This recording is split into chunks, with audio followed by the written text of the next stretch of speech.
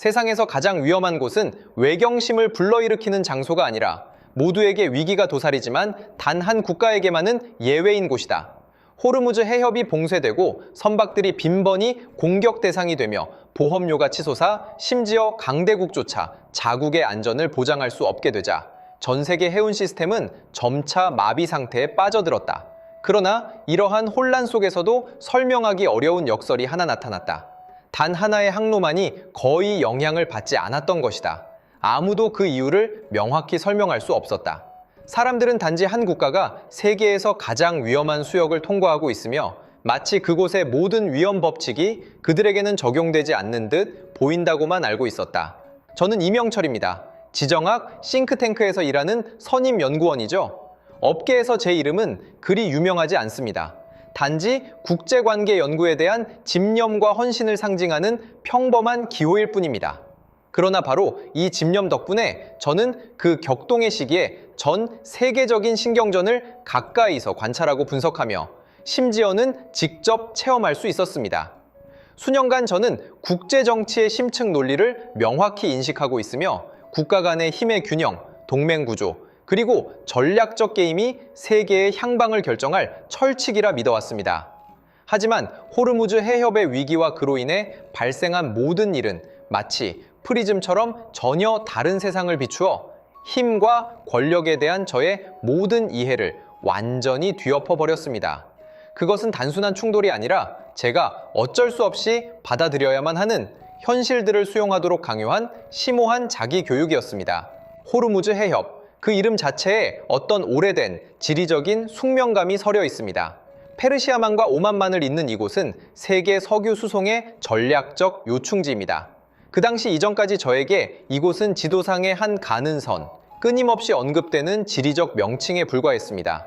그러나 위기가 발발하자 이 가는 선은 갑작스럽게 팽팽해져 전 세계 경제에 박동하는 대동맥이 되었고 그 박동의 매 순간이 세계의 신경을 건드렸습니다. 저는 이란 이슬람 혁명 수비대 IRGC, 그러니까 이 수역의 기뢰를 부설하고 이 생명선을 끊겠다고 공공연히 위협했을 때 제 마음에 형언할 수 없는 그림자가 드리워졌던 것을 분명히 기억합니다. 이것은 단순한 군사 배치 그 이상이었습니다. 전 세계 경제 질서에 대한 공공연한 도전, 즉 심리전에 가까웠습니다. 사무실에 앉아 끊임없이 새로 고침되는 컴퓨터 화면 속 뉴스 헤드라인을 응시했습니다. 유조선 피격, 원유 가격 폭등, 해운, 보험료율 급등. 하나하나가 마치 쇠망치처럼 제 신경을 때렸습니다. 전 세계 원유의 20%부터 21%까지가 매일 이곳을 통과해야 하기에 이 수역에 아주 미세한 변동이라도 생기면 전 세계 시장이 함께 요동칠 수밖에 없다는 의미였습니다. 자, 그때 저에게 호르무즈 해협에 대한 이해는 추상적인 지리적 개념에서 전 세계 에너지의 목구멍으로 순식간에 구체화되었습니다. 이란의 행동은 이 목구멍을 직접 움켜쥔 것이나 다름없었습니다. 수많은 국제법 조항들을 훑어보고 중동 지역에 복잡하게 얽힌 역사적 앙금을 연구하며 이란의 이런 행동이 가진 심층적인 동기를 이성적으로 분석하려 했습니다.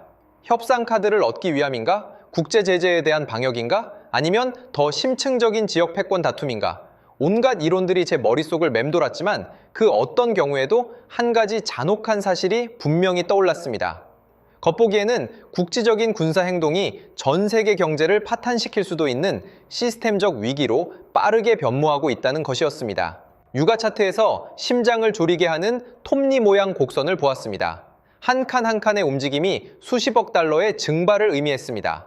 국제 해운 회사들은 앞다투어 일부 항로 중단이나 비용이 더 많이 드는 우회 항로를 발표했고 이는 의심할 여지 없이 전 세계 공급망의 긴장을 더욱 가중시켰습니다. 공기 중에는 숨막히는 불안감이 감돌았고 뉴스 앵커의 목소리에도 숨길 수 없는 긴장감이 실려 있었습니다. 전문가들은 TV에서 최악의 시나리오를 진지하게 논의했습니다. 만약 호르무즈 해협이 정말로 전면 봉쇄된다면 전 세계 경제는 어떻게 대응할 것인가? 에너지 위기가 새로운 글로벌 경기 침체를 야기할 것인가? 이 질문들은 먹구름처럼 모든 사람의 마음에 짓눌렸습니다. 이란이라는 이름, 그리고 이슬람 혁명 수비대는 더 이상 중동 지도상의 한 국가와 무장 세력에 불과하지 않았습니다. 그것들은 제 인식 속에서 불안정, 예측 불가능, 잠재적 위협의 대명사로 빠르게 구체화되었습니다. 저는 강대국 간의 힘의 균형이 전 세계 질서를 위협할 수 있는 모든 행동을 충분히 제약할 수 있다고 생각했습니다. 그러나 호르무즈 해협에서 이란의 기로의 부설 행동은 마치 바늘처럼 이러한 균형에 대한 저의 맹목적인 신념을 꿰뚫었습니다. 그것은 아주 사소하고 겉보기에는 국지적인 군사적 마찰조차도 전 세계 시스템을 마비시킬 엄청난 에너지를 가질 수 있음을 분명히 보여주었습니다. 이러한 인식적 충격은 엄청났습니다. 저는 깊은 불안감을 느끼기 시작했습니다. 국제 정세에 대한 제 판단이 비교적 정확하다고 여겼지만 지금 이 순간 저는 특정 시점에 지역적 세력이 전 세계적 위기를 초래할 수 있는 능력을 과소평가했을지도 모른다는 것을 깨달았습니다. 이 불안감은 점차 절박한 질문으로 바뀌었습니다. 이렇게 심각한 도전에 직면하여 스스로를 세계의 경찰이라 자처하며 최첨단 군사력을 보유한 강대국들은 어떻게 반응할 것인가? 누가 먼저 나서서 이 숨막히는 교착 상태를 깰 것인가? 저는 약간의 초조함과 기대를 품고 이 난제에 대한 세계의 해답을 기다렸습니다. 그러나 세계의 대답은 모든 이의 예상을 벗어났고 강대국의 행동 논리에 대한 저의 인식을 완전히 뒤엎었습니다. 저는 이렇게 심각한 국제적 위기 앞에서 핵무기, 항공모함, 그리고 최전개 부대를 가진 초강 대국들이 반드시 신속하게 리더십을 발휘하여 천지를 뒤흔드는 기세로 전 세계 질서를 수호할 것이라 굳게 믿었습니다. 하지만 현실은 마치 한 바가지 찬물처럼 제 마음속 깊은 기대를 무참히 꺾어버렸고 저를 더 깊은 혼란과 이해할 수 없음 속으로 빠뜨렸습니다. 저는 워싱턴, 런던, 파리, 그리고 텔아비브에서 쏟아져 나오는 각종 뉴스 및 분석 보고서들을 면밀히 주시했습니다. 언론은 고위급 회담, 전략적 평가, 잠재적 위험이라는 단어들로 가득했지만 실질적인 행동은 좀처럼 나타나지 않았습니다. 스스로 과감한 행동을 자부했던 도널드 트럼프 미국 정부조차 이때만큼은 유난히 신중한 태도를 보였습니다. 각종 내부 소식통에 따르면 백악관과 국방부 관계자들은 길고 긴 숙고를 거듭하고 있었습니다.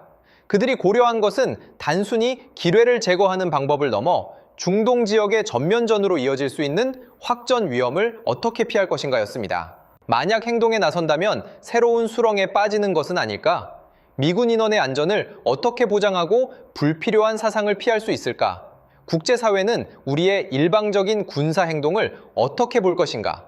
이것이 적에게 빌미를 주어 지역 분쟁을 더욱 부추기지 않을까? 이러한 질문들은 마치 보이지 않는 거대한 그물처럼 정책 결정자들을 꼼짝 못하게 옥죄었습니다. 저는 회의실 안에서 자욱한 담배 연기와 함께 침체된 분위기가 감돌았을 그 장면을 상상할 수 있었습니다. 모든 선택에는 막대한 정치적, 군사적 위험이 따랐고 모든 행동은 연쇄 반응을 불러일으킬 수 있었습니다. 국가안전보장회의 NSC의 우선순위는 즉각적인 군사행동보다는 정치적 고려사항에 의해 좌우되는 듯 했습니다. 그들은 직접적인 무력 개입 대신 외교적 중재, 경제 제재, 그리고 은밀한 정보 활동에 더 기울어지는 듯 보였습니다. 이러한 신중함은 제 인식 속에서 강대함이라는 두 글자와 거의 정반대되는 것이었습니다. 저는 절대적인 힘을 가진다는 것은 위기 앞에서 더 많은 선택지와 더 빠른 결단력을 가진다는 것을 의미한다고 늘 생각해왔습니다. 하지만 지금 제가 목격한 것은 강대할수록 오히려 거대한 덩치, 복잡한 전 세계적 이익, 그리고 날마다 증가하는 국내 정치적 고려사항에 의해 속박된다는 사실이었습니다. 그들은 마치 거대한 유조선처럼 방향 전환이 느리고 한 걸음 한 걸음이 모두 정밀한 계산을 거쳐야만 했습니다. 이스라엘과 그 지역 동맹국들 역시 놀라운 자제력을 보였습니다. 그들은 물론 이란의 행동에 대해 극도로 우려했고 이를 직접적인 위협으로 간주했습니다.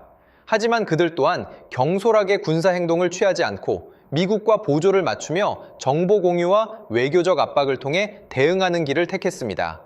그들은 중동 전쟁의 불씨를 지피는 첫 번째 당사자가 되기를 분명히 원치 않았고 오히려 더 명확하고 국제사회가 더 인정할 만한 행동 시기를 기다리는 편을 택했습니다. 저는 형언할 수 없는 실망감을 느꼈습니다.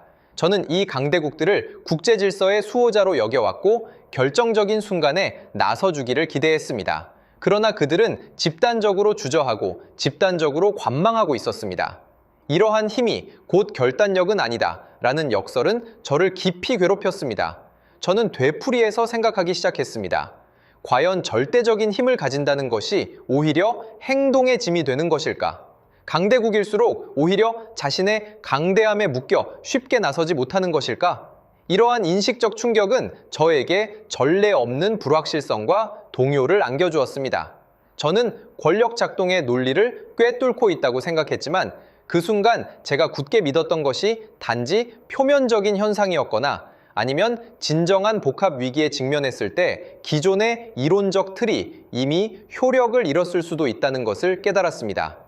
제 마음은 의혹으로 가득 찼고 심지어 한순간은 수년간의 연구 방향과 결론 자체를 의심하기 시작했습니다. 이러한 주저함은 비단 국가만의 주저함이 아니라 제 마음 깊은 곳까지 번져 나갔습니다. 강대국들의 집단적인 주저함과 함께 국제사회는 마치 기이한 정체 상태에 접어든 듯 했습니다. 저는 위기가 닥치면 전 세계 질서가 신속히 비상체제를 가동하고 어떤 지도자가 나서서 모두에게 공동 대응을 호소할 것이라 생각했습니다. 그러나 현실은 모두가 기다리고 남들이 먼저 행동하기를 기다리는 것이었습니다. 이러한 기다림은 결국 숨막히는 권력 공백으로 이어졌습니다. 호르무즈 해협 상공에는 육안으로는 보이지 않는 묵직함과 불안감이 드리워져 있었고 그것은 소리 없는 만연한 마비 상태였습니다. 어떤 국가도 먼저 위험을 감수하려 하지 않았습니다. 이는 단지 군사적 위험뿐만 아니라 정치적, 경제적 위험까지 포함했습니다. 누구든 먼저 움직이는 자는 이란 보복의 대상이 될 수 있었고 국제사회로부터 도발자로 비난받을 수 있었으며 막대한 군사비용과 잠재적 경제 손실을 감당해야 할 수도 있었습니다. 모든 국가가 조심스럽게 자신의 득실을 계산하고 잠재적 이득과 예측 불가능한 대가를 저울질했습니다. 사무실에 앉아 컴퓨터 화면에서 끊임없이 요동치는 육아 곡선, 해운 지연 보고서, 그리고 조심스러운 언사만 있을 뿐 실질적인 진전은 없는 국제 뉴스 속 성명들을 바라보며 저는 무력감과 함께 심지어 약간의 분노까지 느꼈습니다. 각각의 정보 분석 보고서, 국제회의 통보는 누가 먼저 손실을 입을 것인가에 대한 우려로 가득했을 뿐 우리가 어떻게 문제를 공동으로 해결할 것인가에 대한 논의는 찾아볼 수 없었습니다. 각 국가가 자신의 이익 극대화를 위해 기다리는 이러한 집단적 합리성은 결국 집단적 비합리성이라는 결과로 이어졌습니다. 모두가 제자리 걸음만 하고 전 세계 해운 시스템은 반마비 상태에 빠진 것입니다. 결정은 계속해서 미뤄졌고 각종 군사 개입 및 외교적 중재 방안들은 반복적으로 검토되었지만 좀처럼 승인되지 않았습니다. 호르무즈 해협의 위험은 날마다 커져갔지만 국제사회는 마치 정지 마법에 걸린 듯 꼼짝하지 못했습니다. 저는 짜증이 치밀어 올랐고 심지어 국제체제의 효력에 대해 깊은 회의감까지 들었습니다. 이것이 제가 이해했던 국제 질서였던가? 진정한 위기 앞에서 자신의 영리한 계산과 서로 간의 불신 때문에 집단적으로 침묵하는 질서였단 말인가? 제 마음은 실망감과 아쉬움으로 가득했습니다. 이러한 무기력한 정체는 저를 심각한 자기 회의에 빠뜨렸습니다. 과거 국제 정치에 대한 제 이해는 그토록 피상적이고 편협했던 것일까? 저는 위기가 협력을 촉발하고 강대국들의 책임을 이끌어낼 것이라 생각했습니다. 하지만 지금 보니 오히려 이기심을 증폭시키고 의심을 심화시키며 심지어 국제협력 메커니즘의 내재적 취약성을 드러낸 것 같았습니다. 더욱이 무서운 것은 이러한 마비가 전면전 때문도 특정 강대국의 독단 때문도 아니라는 점이었습니다. 그것은 소리 없는 보편적인 주저함과 관망 때문이었습니다. 해상에는 포성이 울리지 않았지만 해운은 실질적으로 멈춰 있었습니다.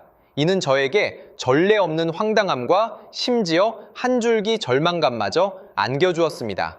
바로 이러한 기다림 속에서 믿을 수 없는 광경이 제 눈앞에 서서히 떠올랐습니다. 본래 분주했어야 할 해역이 아무도 감히 움직이지 못해 비정상적으로 고요해진 것이었습니다. 이 고요함은 평화의 상징이 아니라 위기가 더욱 고조될 것이라는 경고음이었습니다. 그것은 예상치 못한 어떤 개입을 위한 복선을 깔아두는 것이었습니다. 저는 엄청난 호기심을 느꼈습니다. 이러한 교착 상태 속에서 대체 누가, 아니 어떤 국가가 이 숨 막히는 침묵을 깨뜨릴 것인가? 제 마음속 깊은 곳에서는 외부인, 즉 규칙을 깰 용기 있는 플레이어의 등장을 은근히 기대하고 있었습니다. 국제사회가 집단적 교착 상태에 빠지고 강대국들이 나 할 것 없이 뒤로 물러나 다른 이가 먼저 나서기를 기다리던 그때 충격적인 소식이 전해져 죽음 같은 침묵을 완전히 깨뜨렸습니다. 저는 지금도 그 정보를 처음 보았을 때의 놀라움을 기억합니다. 거의 제 눈을 믿을 수 없을 정도였습니다. 정보 보고서에는 이렇게 명시되어 있었습니다. 한국이 어떤 강대국의 승인도 없이 심지어 동맹국과의 충분한 협의도 거치지 않은 채 호르무즈 해협으로 해군을 과감히 파견하여 기로의 제거 및 호송 임무를 수행하고 있다는 내용이었습니다. 뭐라고? 한국이라고? 저는 거의 무심결에 소리쳤고 제 목소리에는 믿을 수 없다는 듯한 기색과 함께 본능적인 의구심이 가득했습니다. 이 소식은 제 머릿속에 큰 파문을 일으켰습니다. 오랫동안 지속된 암울함을 가르는 섬광 같았지만 동시에 더 깊은 의문을 불러일으켰습니다. 아시다시피 그전까지 한국은 국제 군사작전에서 늘 미국의 발걸음을 긴밀히 따랐습니다. 동맹으로서 언제나 미국의 틀 안에서 움직이며 조력자나 협력자의 역할을 수행했습니다. 그런데 이번에는 그들이 불청객처럼 독자적으로 나섰다고, 미 항모 전단의 인도도 유엔 안보리의 명확한 승인도 없이 오직 자신들의 판단만으로 이 위험한 소용돌이 속으로 뛰어들었다고? 이는 그야말로 전대미문의 일이었습니다. 정보보고서에는 이러한 대담한 결정이 당시 경기도지사였던 이재명 훗날 여당 대표가 되어 이 사건에서 핵심적인 결정자 역할을 했다. 의 강력한 리더십과 추진력 하에 이루어졌다는 언급도 있었습니다. 이 이름이 저에게 낯설지 않았습니다. 그는 과감하고 실용적이며 틀에 얽매이지 않는 행동 방식으로 유명했습니다. 하지만 그렇다 하더라도 한 중경국가가 이토록 민감한 지역에서 강대국 간의 미묘한 균형을 무시하고 자율적으로 군사행동을 취한 것은 의심할 여지 없이 제가 익숙했던 모든 국제정치 규칙에 도전하는 행위였으며 심지어 국제체제에 암묵적으로 정해진 서열 질서를 깨뜨리는 것이라 할 수 있었습니다.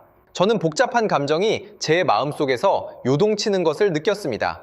한편으로는 믿을 수 없다는 생각과 함께 약간의 우려가 있었습니다. 그들이 정말로 감당할 수 있을까? 섣부른 행동이 오히려 화를 자초하는 것은 아닐까? 다른 한편으로는 막연하게 경외심, 아니 충격에 가까운 감동마저 들었습니다. 그들은 워싱턴의 승인 신호를 기다리지 않았고 유엔의 허가도 구하지 않았습니다. 그들은 단지 위협을 감지하고 자신들의 국익에너지 수입 대국으로서 중동 석유에 대한 한국의 의존도는 치명적이었다를 평가한 후 행동했습니다. 이러한 불청객 같은 독립적인 행동은 국제 질서와 동맹 관계에 대한 저의 이해를 완전히 뒤흔들었습니다. 저는 동맹 체제가 상호 의존, 특히 미국과 같은 초강 대국에 대한 의존이 흔들림 없는 것이라 여겼습니다. 그러나 한국의 행동은 마치 고요한 호수에 거대한 돌을 던진 것처럼 파문을 일으켰고 강대국 주도의 국제 판도에 대한 제 인식을 직접적으로 강타했습니다. 이것은 단순한 군사 배치 그 이상이었습니다. 마치 오래된 질서를 깨뜨리는 선언과도 같았습니다. 한국은 동맹은 미국의 지시를 기다려야 한다는 논리도 강대국이 먼저 나서야 한다는 관례에도 얽매이지 않았습니다. 그들은 제가 이전에 본 적 없는 자주성과 결단력을 보여주었습니다. 이러한 결단력은 비용과 위험에 얽매여 갈등하던 강대국들 앞에서 너무나 명확하고 강력하게 다가왔습니다. 저는 스스로에게 묻기 시작했습니다. 이 나라는 대체 무엇을 믿고 이토록 대담하게 행동한 것인가? 이것은 무모함인가? 아니면 심사숙고된 전략적 고려인가? 그들이 정말로 뭔가를 해낼 수 있을까? 제 마음은 온갖 의문으로 가득 찼습니다. 그들의 행동이 예측 불가능한 결과를 초래할지도 모른다는 우려와 함께 그들의 이면에 숨겨진 진짜 능력에 대한 강렬한 호기심도 공존했습니다.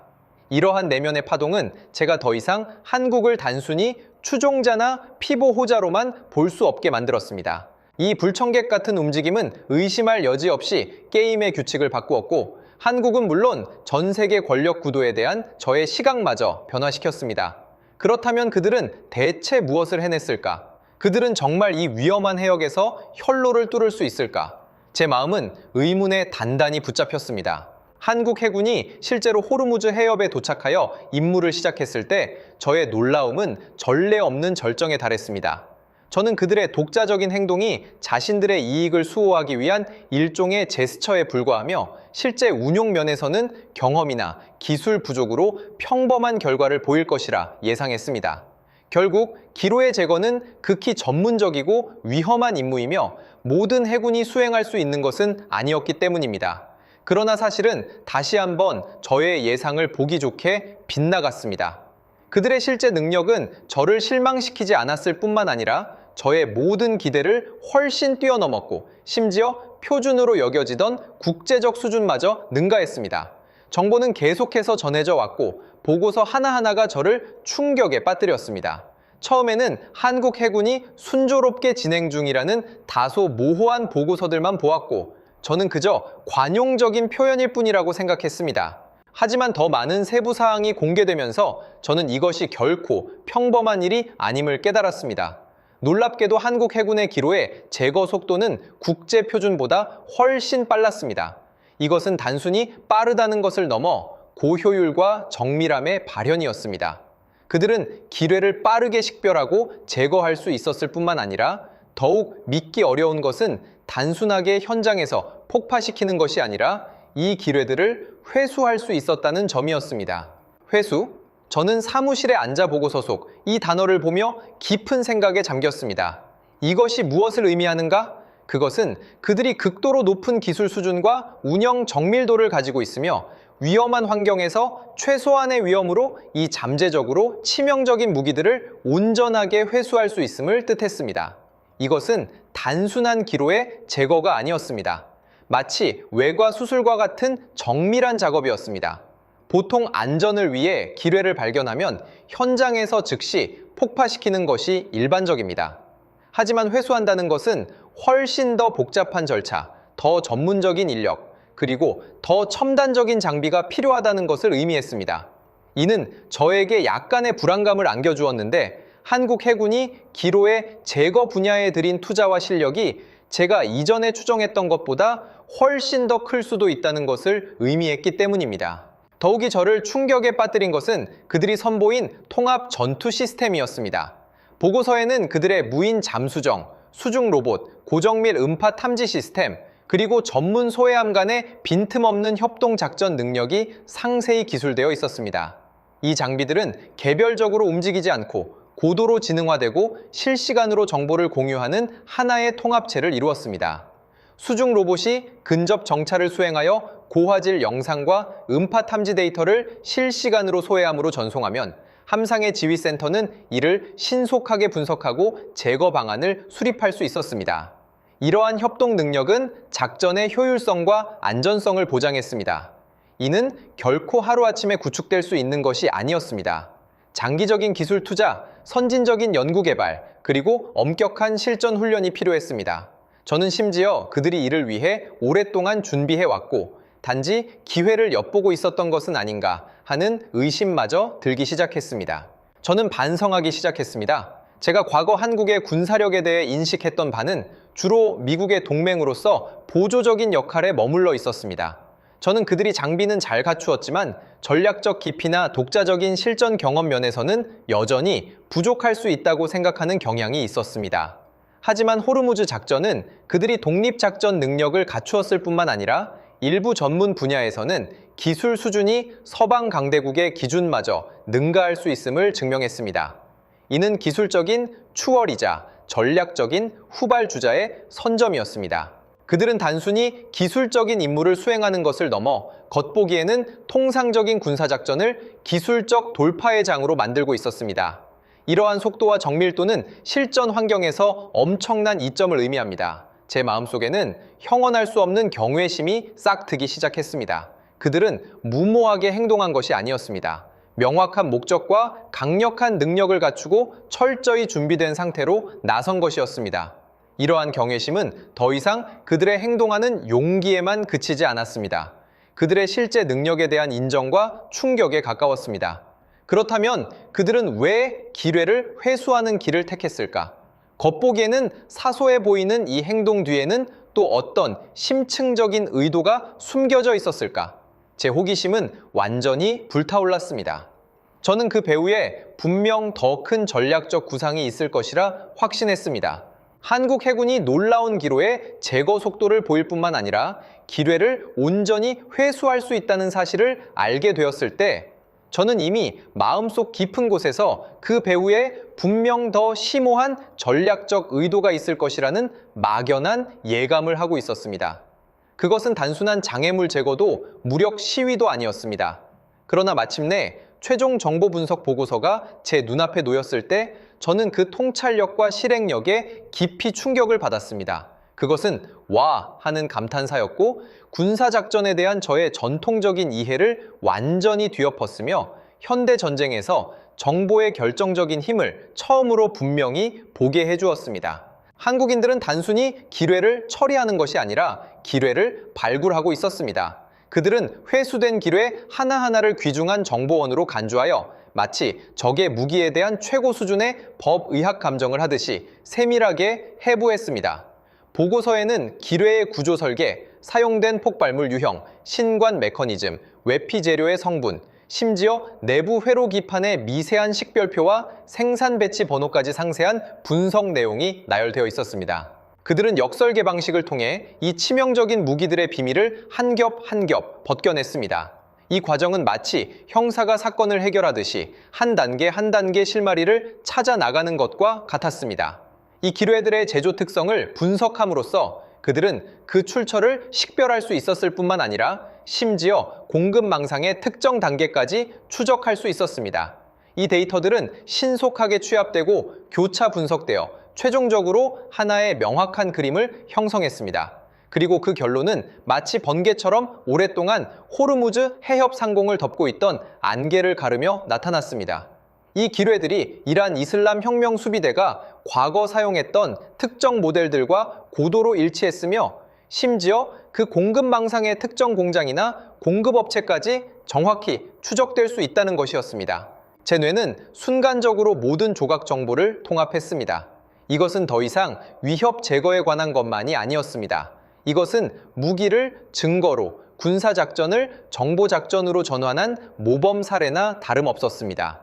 기뢰를 회수하고 분석함으로써 한국은 눈앞의 물리적 위협을 제거했을 뿐만 아니라 더욱 중요하게는 이란의 은밀한 행동을 완전히 폭로하는 비난과 방역의 강력한 증거를 확보했습니다. 이것은 게임의 규칙을 완전히 바꾸어 놓았습니다. 과거 이란 측은 자신들의 기로에 부설 행위가 직접적으로 추적되고 증명되기 어려울 것이라 생각했을 수 있습니다. 이는 충돌의 경계를 모호하게 하고 회색지대를 만들어 국제사회에서 어느 정도 변명의 여지를 제공했기 때문입니다. 하지만 한국의 행동은 마치 수술용 칼처럼 이 회색지대를 정확하게 절개했습니다. 그들은 최첨단 기술과 가장 엄격한 과학적 방법을 사용하여 모호한 위협을 명확한 증거로 바꾸어 숨어있던 배후 조종자들이 더 이상 숨을 곳 없게 만들었습니다. 그들은 누가 사건의 주범인지 세계에 보여주었을 뿐만 아니라 논박할 수 없는 증거까지 제공했습니다. 저는 전례 없는 충격을 느꼈습니다. 알고 보니 현대 충돌에서 진정한 힘은 포화와 항공모함에만 있는 것이 아니라 정보 획득, 분석 및 활용 능력에 더욱 크게 좌우되는 것이었습니다. 한국의 이러한 한 수는 가히 절묘했다고 할 수 있습니다. 그들은 문제를 해결했을 뿐만 아니라 주도권을 장악하여 전략적으로 엄청난 우위를 점했습니다. 이것은 권력과 영향력에 대한 저의 이해를 또 한 단계 끌어올렸습니다. 누가 가장 핵심적인 정보를 손에 넣는가에 따라 누가 이 게임을 정의하고 주도할 수 있는지, 심지어 도덕적, 법적 측면에서 우위를 차지할 수 있는지 결정되는 것이었습니다. 이러한 군사작전에서 정보작전으로의 전환은 이 위기의 본질을 변화시켰습니다. 그것은 더 이상 단순한 군사적 대립이 아니라 증거에 기반하고 정보를 핵심으로 하는 전략적 게임이었습니다. 저는 이것이 우연이 아니라 심사숙고 끝에 나온 전략적 배치라는 것을 깨닫기 시작했습니다. 한국은 군사 기술력을 과시했을 뿐만 아니라 정보 수집 및 전략 분석 분야에서도 탁월한 능력을 보여주었습니다. 그렇다면 새롭게 확보된 이러한 정보 우위가 과연 전 세계 판도와 과거 주저했던 강대국들에게 어떤 영향을 미칠 것인가? 저는 강렬한 기대를 품고 이 게임의 다음 단계 전개를 기다렸습니다. 한국이 호르무즈 해협의 기뢰를 확고한 정보 증거로 전환시켰을 때 전 세계 힘의 판도는 마치 한순간 미묘하면서도 깊은 역전이 일어난 듯 했습니다. 이러한 역전은 전통적인 의미의 군사적 승리를 통해서가 아니라 더 현대적이고 전략적인 의미를 지닌 방식, 즉 정보의 장악을 통해 이루어졌습니다. 저는 이 정도 수준의 국제 위기에서는 가장 강력한 정보 네트워크와 군사력을 가진 자가 늘 초강 대국일 것이라 여겨왔습니다. 그러나 현실은 예상 밖이었고 깊은 생각을 하게 했습니다. 제가 오랫동안 지역 강국일 뿐 글로벌 플레이어는 아니라 여겼던 한국이라는 국가가 갑자기 이 위기에서 가장 중요한 데이터 생산자가 된 것입니다. 그들은 기뢰의 모델, 출처, 기술적 특성에 대한 상세 정보를 제공했을 뿐만 아니라 이란 이슬람 혁명 수비대의 기로에 부설 작전의 전술적 패턴과 잠재적 의도까지 그려낼 수 있었습니다. 이러한 정보들은 미국과 유럽 등 전통 강대국들이 스스로는 즉각적으로 얻을 수 없는 것이었습니다. 그들은 위성도, 드론도 가지고 있었지만 한국 해군처럼 직접 최전선에 뛰어들어 생명의 위험을 감수하며 이토록 세밀한 탐사, 회수 및 분석을 수행하지는 못했습니다. 이것이야말로 행동하는 자만이 얻을 수 있는 1차적이고 가장 핵심적인 정보였습니다. 저는 그때 미국, 영국, 심지어 이스라엘의 정보 관계자들이 한국 측과 앞다투어 접촉하며 이 귀중한 데이터를 얻고자 했던 것을 분명히 기억합니다. 위기 초기에 주저하고 관망하던 강대국들이 이 순간 한국으로부터의 이 데이터가 필요하다는 사실을 갑자기 깨달은 것입니다. 그들의 군사력이 아무리 막강하고 정보기관이 아무리 방대하다 할지라도 호르무즈 해협에서의 이 특별한 게임에서는 모두 정보 소비자가 되었고 한국은 없어서는 안 될 정보 제공자가 된 것입니다. 이러한 역할의 뒤바뀜은 저에게 전례 없는 충격과 함께 인식의 전복을 안겨주었습니다. 이러한 권력 중심의 이동은 더 이상 전통적인 군사적 규모나 동맹 체제에 의해 결정되는 것이 아니라 정보의 가치에 의해 주도되는 것이었습니다. 위기 속에서 대체 불가능한 가치를 창출하는 자가 알게 모르게 새로운 권력을 획득할 수 있었던 것입니다. 한국은 과감한 행동과 탁월한 기술을 통해 자신이 단순히 행동하는 자를 넘어 위기의 정의자이자 해석자임을 증명했습니다. 그들은 문제를 해결했을 뿐만 아니라 문제 해결의 결정적인 단서와 증거를 제공하여 국제사회가 위협의 성격과 출처를 더욱 명확하게 인식하도록 만들었습니다. 저는 강렬한 충격을 받았습니다. 이것은 저에게 권력의 본질을 다시 생각하게 만들었습니다.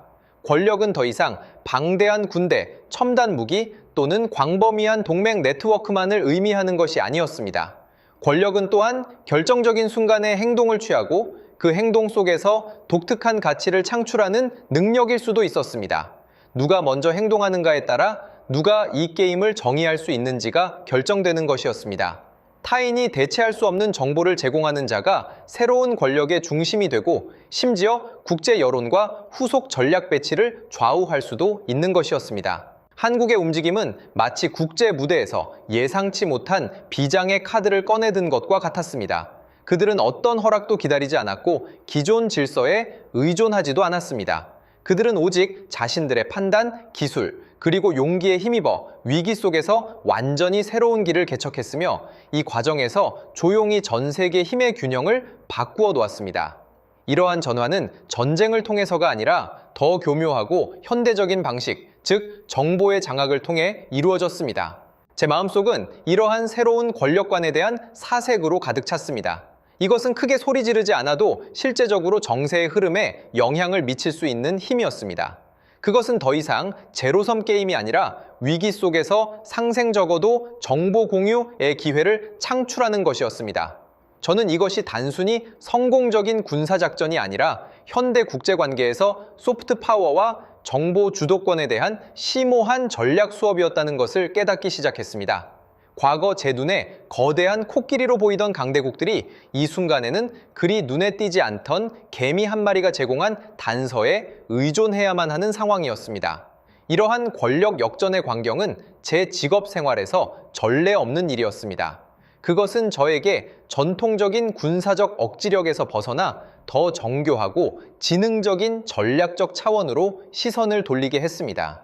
호르무즈 해협의 위기는 결국 예상치 못한 방식으로 제 마음에 지울 수 없는 흔적을 남겼습니다. 그것은 스스로를 국제정치의 관찰자이자 연구원이라 자부하던 저에게 권력에 대한 고정관념을 완전히 뒤엎도록 강요했습니다. 저는 이 정도 수준의 국제 분쟁에서는 문제를 해결하는 주체가 가장 강력한 군사력과 가장 광범위한 동맹체제를 가진 초강대국일 것이라 굳게 믿어왔습니다.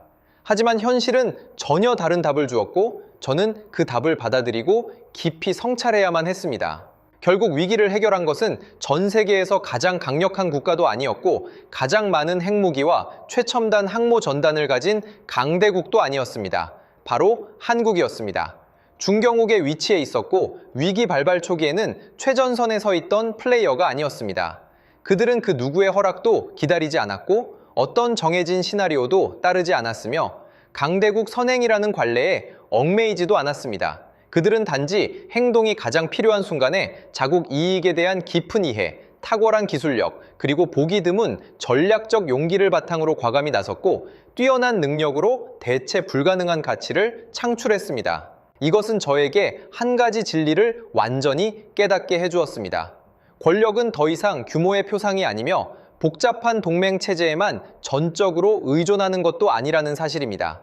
진정한 권력은 누가 결정적인 순간에 올바른 태도와 효과적인 방식으로 행동을 취할 수 있는가에 있습니다.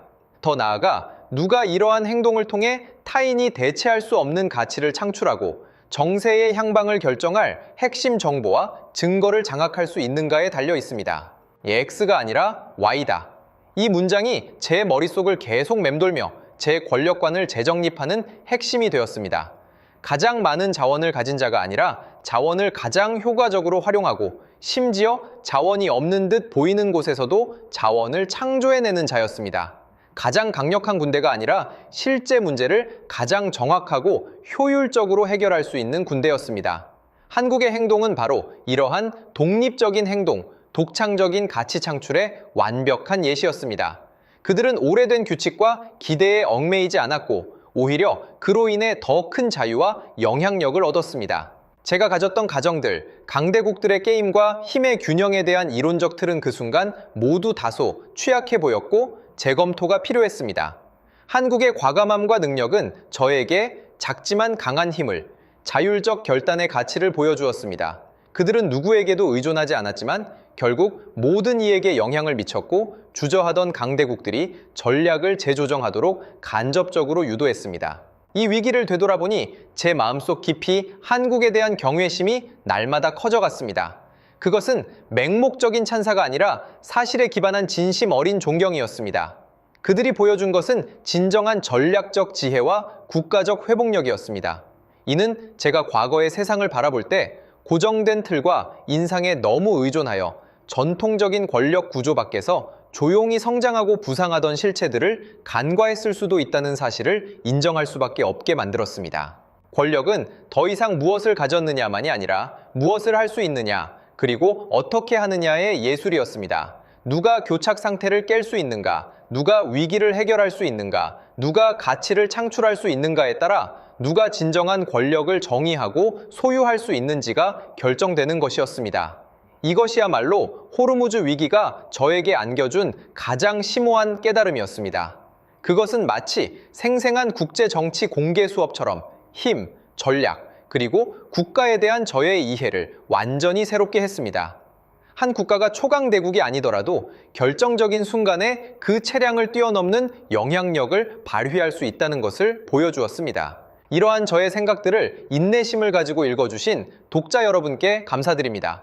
호르무즈 해협에서의 이러한 경험은 국제 정치와 국가의 힘에 대한 저의 시각을 완전히 바꾸어 놓았으며 한국이라는 나라에 대해 진심 어린 존경과 관심을 갖게 했습니다.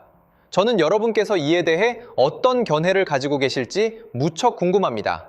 미래 세계 판도에서 권력의 정의는 또 어떻게 변하리라 생각하십니까? 여러분들의 깊이 있는 생각과 소중한 의견을 기다립니다.